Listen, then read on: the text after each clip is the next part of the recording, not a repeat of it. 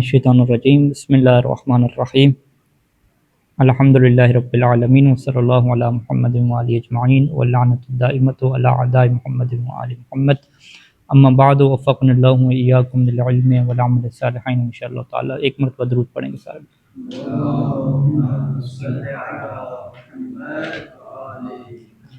اچھا، گفتگو جو تھی وہ مزید فی کے جو ابواب تھے ان کے معنی میں تھی، اور فاعل کے جو ہے وہ دو معنی بیان کیے تھے۔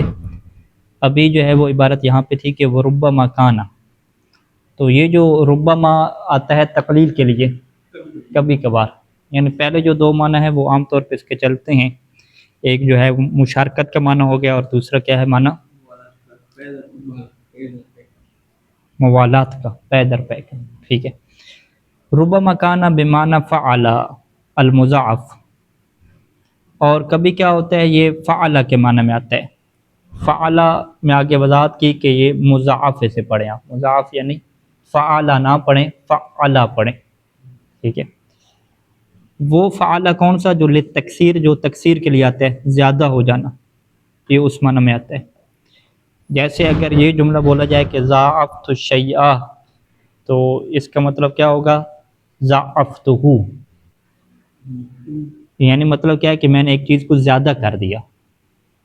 تو یہاں پہ جو ضاعف آیا ضاعفت الشیء، اس میں شے اور جو تو فاعل ہو گیا نا، شے اس کا مفعول ہو گیا، یہ آپس میں مشارکت نہیں تھی کہ میں اس چیز کے ساتھ ڈبل ہونے میں شریک ہوا، یہ معنی میں نہیں تھا۔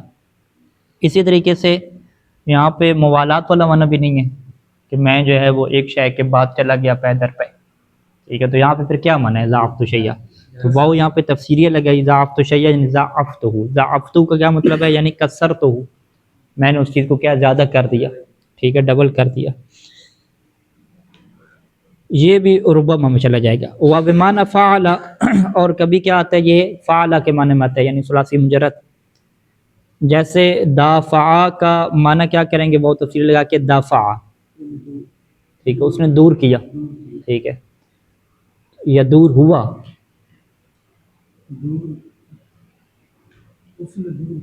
دور کیا ہوگا میرے خیال دافع، اور دافع کیا ہے دور اس نے کیا، ٹھیک ہے۔ اور سافرہ، اور سافرہ کا کیا مطلب ہوگا سافرہ، اس نے سفر کیا۔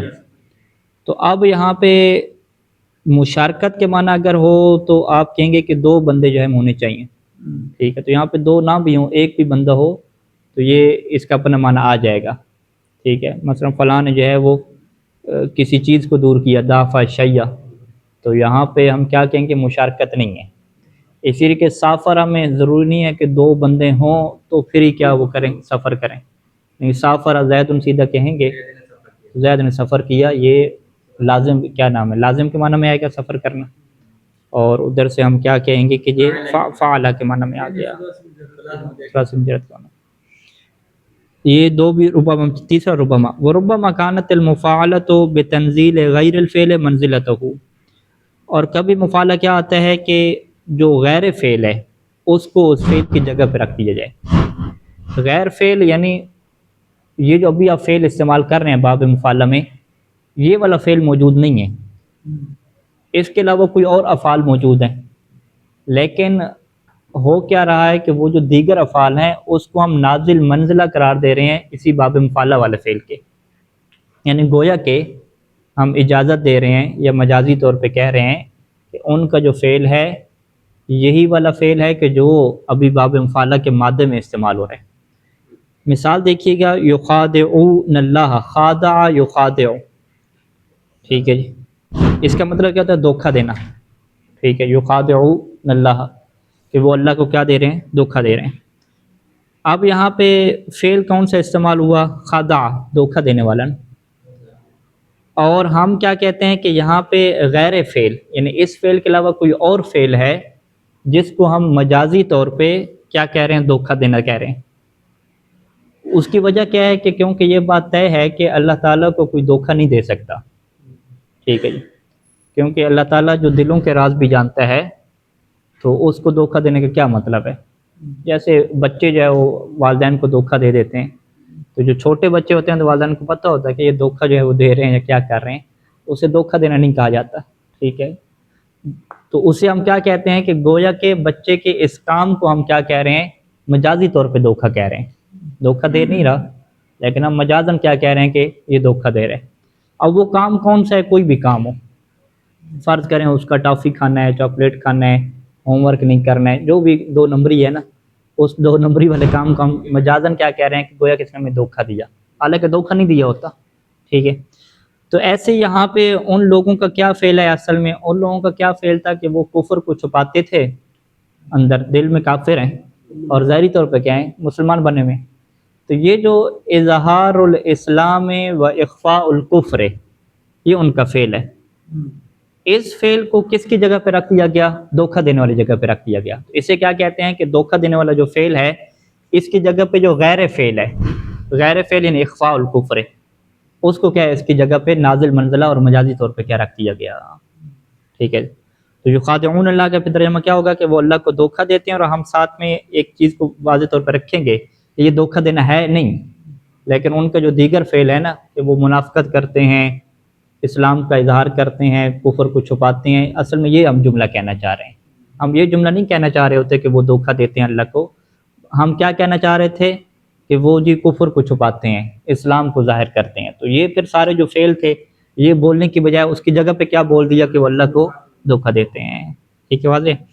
یعنی جو علت قرار دیا گیا، معاملتہم للہ، ان کا جو معاملہ اللہ کے لیے ہے، کون سا معاملہ، کہ بمن طوت علیہ، کہ جس کے اوپر شامل ہے، انتوا کا جو فاعل آ رہا ہے نفوسہم، یعنی وہ فعل کہ انتوت علیہ نفوسہم، کہ جن کے اوپر ان کا نفوس مشتمل ہے، جو ان کے نفوس کے اندر چل رہا ہے، وہ کیا چیز ہے، من اخفاء الکفر، کفر کو مخفی کرنا، و اظہار الاسلام، اور اسلام کو ظاہر کرنا۔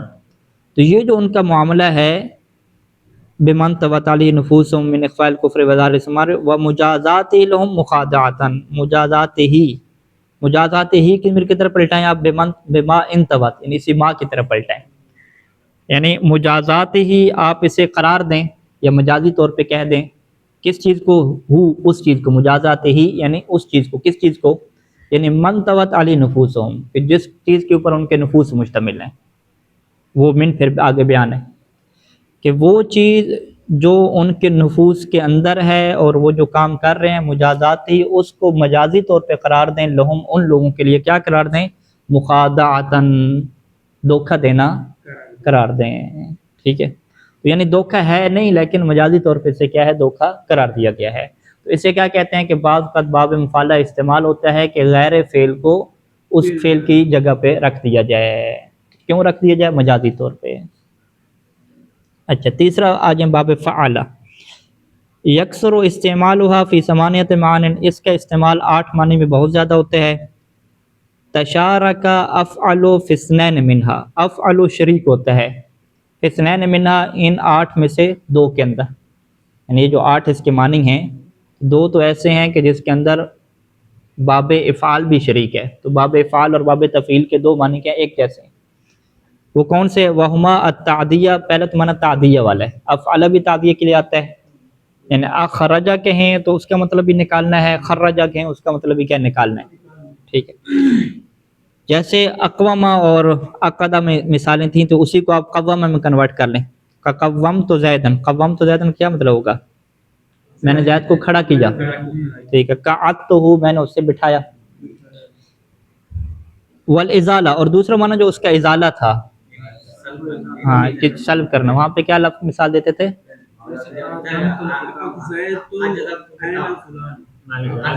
اقضیت، ہاں فلاں کی آنکھ میں نے ذیل کر دی۔ اب یہاں پہ کیسے ہے کہ جربت البعیرہ قشرت الفاکہہ، 2 مثالیں دی۔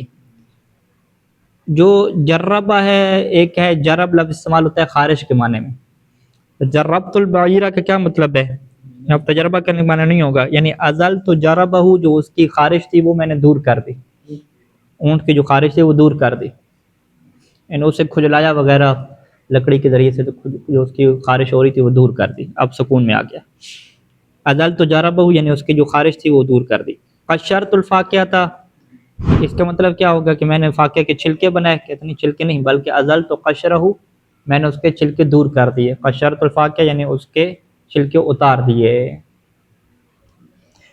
وَتَنْفَرِدُ بِسِتَّةٍ، تنفرد کیا مطلب ہے کہ یہ منفرد ہو جاتا ہے، باب جو تفعیل ہے یہ 6 معنی میں کیا منفرد ہو جاتا ہے، 2 معنی میں منفرد نہیں تھا، اکیلا نہیں تھا، ابھی 6 میں کیا ہے منفرد ہو جاتا ہے۔ اس میں سے پہلا کیا ہے التکثیر فی الفعل، کہ کثرت کے معنی میں آتا ہے زیادہ ہو جانا۔ یہ جو زیادہ ہو جانا ہے یہ 3 طرح سے ہے، یا فعل زیادہ ہو رہا ہے خود جو ایکٹ ہے، یا مفعول زیادہ ہو رہا ہے، یا فاعل زیادہ ہو رہا ہے، ٹھیک ہے۔ آپ تینوں کے اندر غور کیجیے گا، الگ الگ مثالیں۔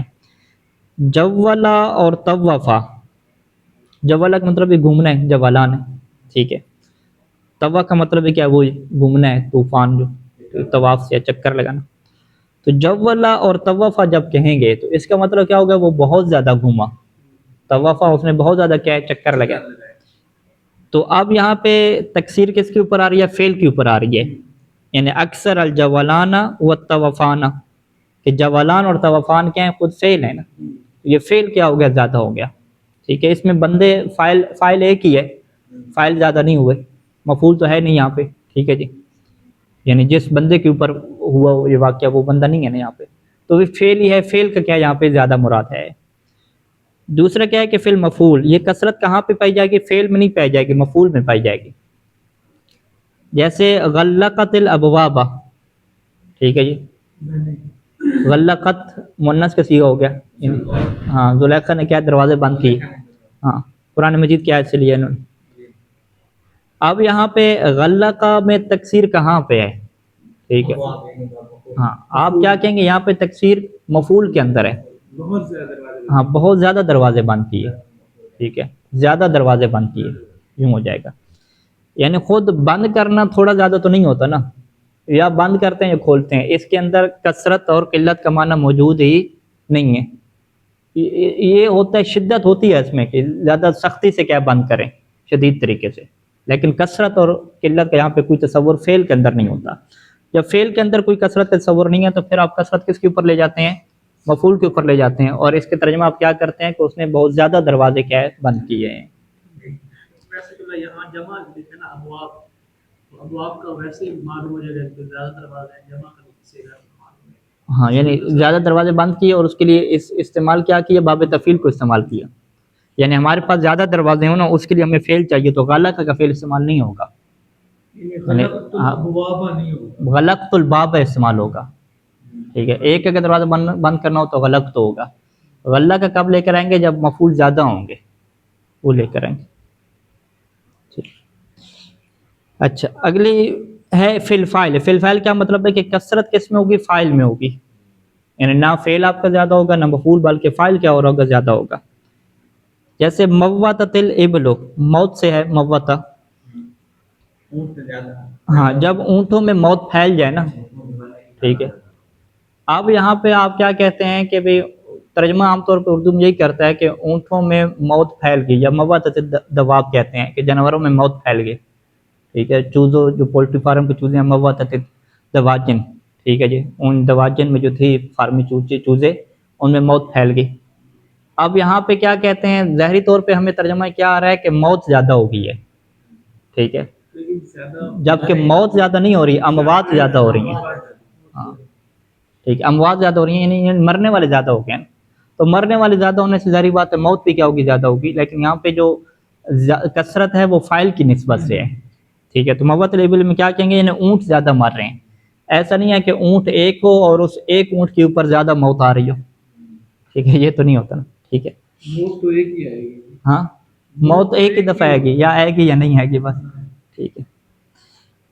برکت، برکہ کا اونٹ کی نسبت سے جب برکت استعمال ہوتا ہے تو اس کا مطلب کیا ہوتا ہے، اس کا سینے کے بال بیٹھنا، اگر سینے کے بال بیٹھنا استعمال کریں تو پھر کیا کہیں گے، یعنی اونٹ بہت زیادہ سینے کے بال بیٹھے، زیادہ،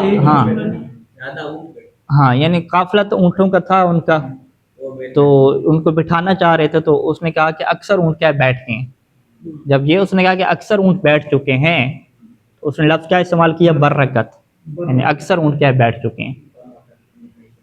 ٹھیک ہے، تو یہ بیٹھنے کی اطلاع اس نے دی ہے، مرنے کی اطلاع کیا ہے نہیں دی.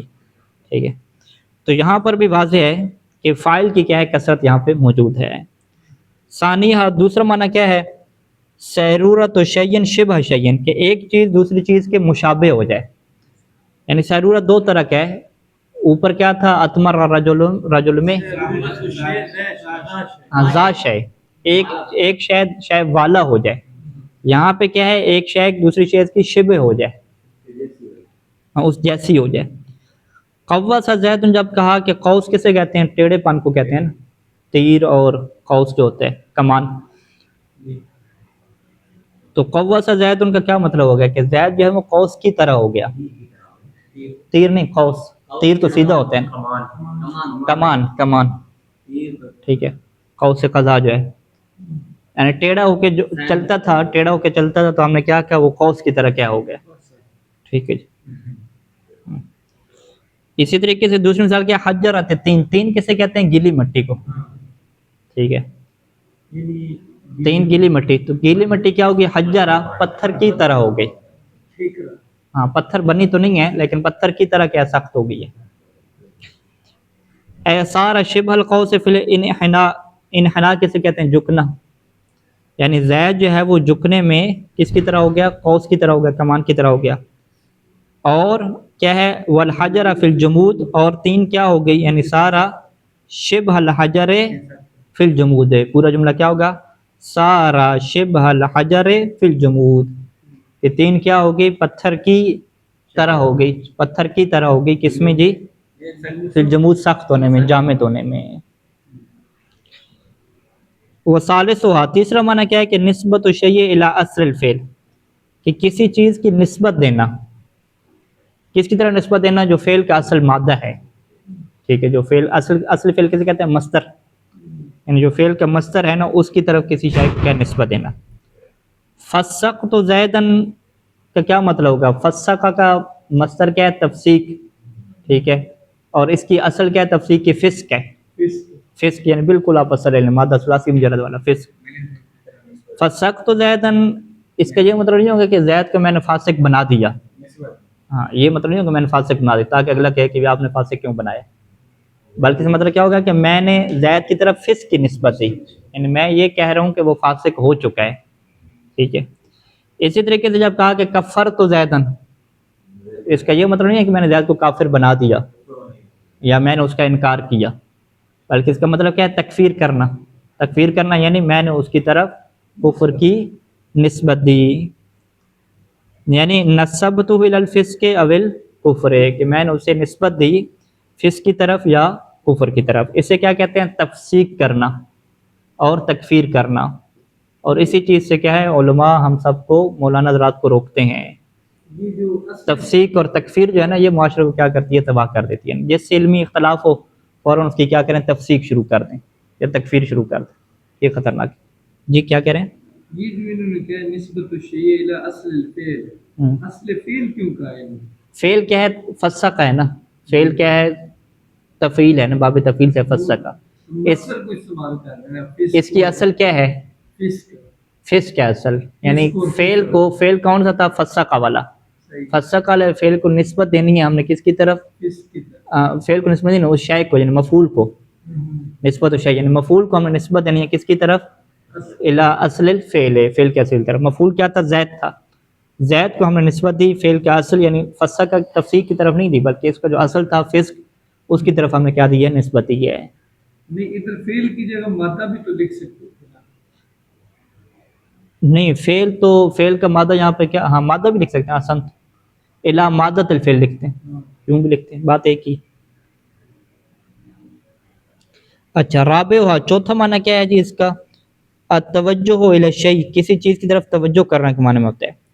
تو ایک بندے نے کہا شرقت، تو اس کا مطلب یہ نہیں ہے کہ وہ بندہ طلوع کر گیا جی، غرب تو میں غروب ہو گیا، یہ مطلب نہیں ہوگا. کیا مطلب ہوگا شرقت کا؟ یعنی میں نے مشرق کی طرف منہ کر لیا. شرقت تو کیا مطلب؟ میں نے مشرق کی طرف منہ کر لیا. غرب تو یعنی میں نے غرب کی طرف، مغرب کی طرف کیا ہے؟ منہ کر لیا، اپنا توجہ کر دی. پانچواں کیا ہے؟ اختصار حکایت شیء، ایک پوری شے تھی اس کو آپ نے حکایت کرنا تھا، یعنی واقعے کو آپ نے نقل کرنا تھا. تو اس کی پوری جملے کو نقل کرنے کے بجائے آپ نے کہا کہ پورے جملے کا میں ایک فعل بناؤں، جس ایک فعل کے اندر اس کا جو پورا بات ہے نا وہ نقل میں کر دوں، تو اس کے لیے یہ باب تفعیل کیا دیتا ہے، خدمات دیتا ہے، تو اس کی جو پوری بات ہے اس کو آپ جو ہے وہ کس میں کنورٹ کر دیں، ایک فعل میں کنورٹ کر دیں، اور وہ بھی کیا باب تفعیل والا۔ جیسے ایک بندے نے کیا کہا، لا الہ الا اللہ، اب آپ نے کیا کہنا تھا کہ قال زید لا الہ الا اللہ، یہ آپ نے اس کو بیان کرنا تھا کہ زید نے کیا کہا، لا الہ الا اللہ، تو آپ اس کی شارٹ کٹ کیسے بیان کرتے ہیں، حلل زید، زید نے کیا کی، تحلیل کی۔ اسی طریقے سے اس نے کیا کہا، لبیک کہا، اللہم لبیک، تو آپ نے اس کی شارٹ کٹ کیا بیان کر دی، لبا کا زید، ٹھیک ہے۔ اس نے سبحان اللہ کہا تو اس کی آپ نے کیا بیان کر دی، سبحا۔ اس نے آمین کہا، آمین پورا جملہ ہے، ٹھیک ہے، تو آپ نے اس جملے کو کنورٹ کر دیا فعل میں، امنا میں، ٹھیک ہے۔ حلل، سبح، لبا اور امنا، اذ قال لا الہ الا اللہ، لا الہ الا اللہ کا تعلق حلل سے ہو جائے گا، سبحان اللہ کا سبح سے، اور لبا کا لبیک سے، اور آمین کا امنا سے ہو جائے گا۔ چلیں یہ ٹائم ہمارا ختم ہو گیا۔ صلی اللہ علی محمد و آلہ اجمعین۔